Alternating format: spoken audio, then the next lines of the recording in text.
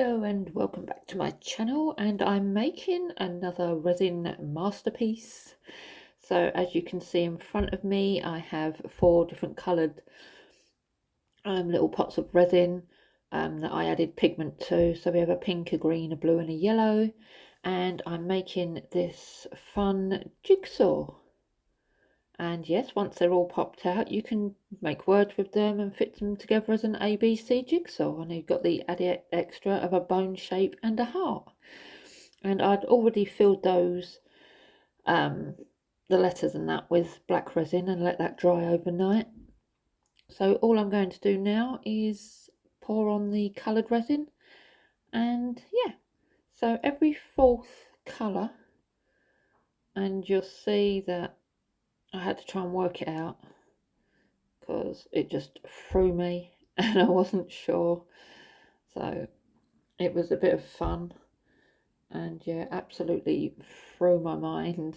Weren't sure if I was doing the right ones, so you will see me pointing and counting and trying to tip carefully so not to drip any resin into any of the other spaces. But you will see me make a few drips where they shouldn't be.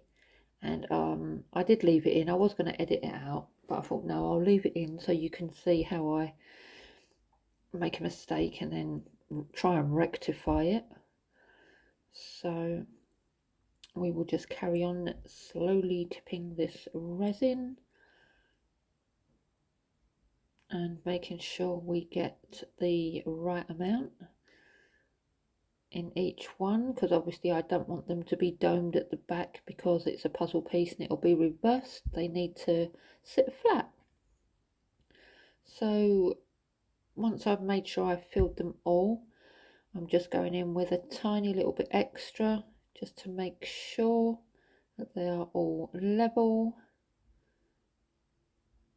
And this is such a fun mould, would make a great gift for someone for Christmas.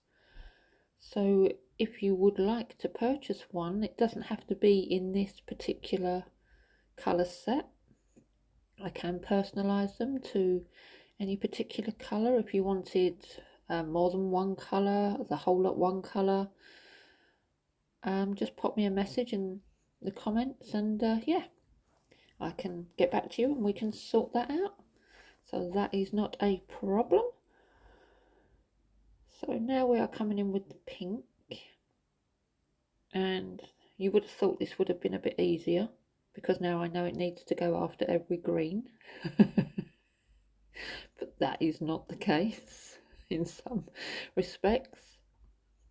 But you see there, I was going about to tip it in the N and then changed my mind and went to the J. And then come back to the N. And then as I lifted it up, a bit of pink tipped itself into the green. So I did just carry on filling them up.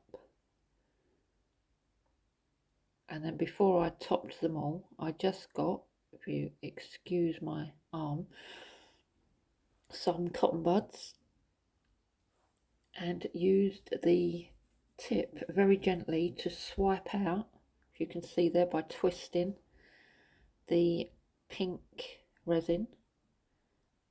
I'm hoping that I got most of it out and it didn't, or it doesn't mix with the green, but until I unmold them I will not be sure. But anyway, yeah, so that's how I clear up any mistake that I make.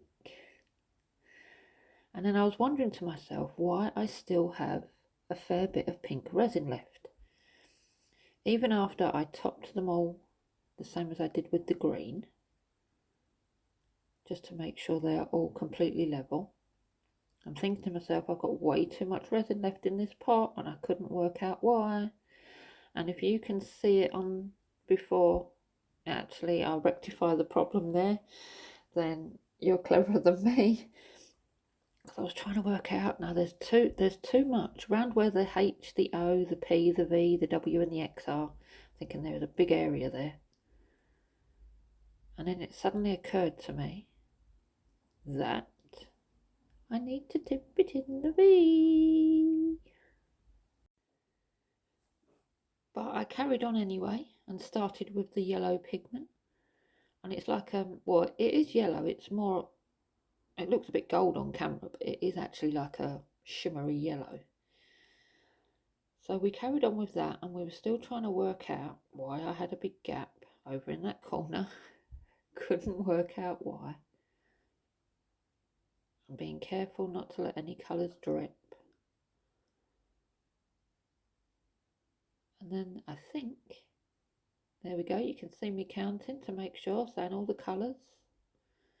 So the missing gaps are blue. Way, and there we go. Come back pink. And so I added the pink. And then I just carried on adding the rest of the colours and topping them up to make sure that they were all level.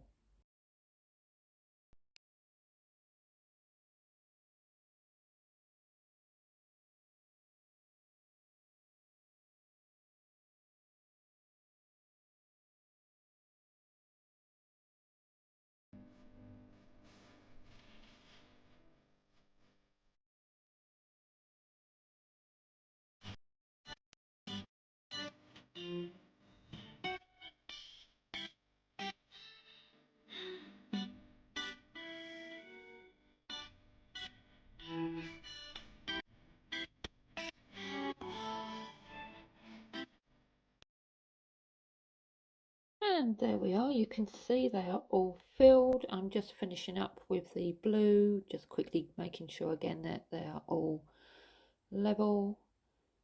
And then I will quickly give them a zap with my clicky lighter to pop any bubbles that may have risen to the surface. And then going to leave this to dry.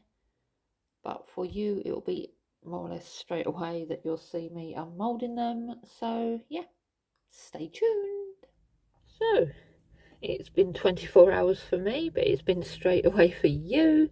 And you can see that they are dry, and that's what the reverse looks like through the mould. So you can see it's very sort of like see-through silicone. So let's start unmoulding them.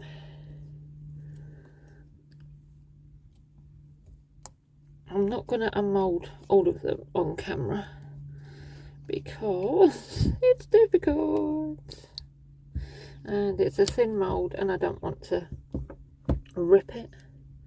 So look at that. It's just amazing.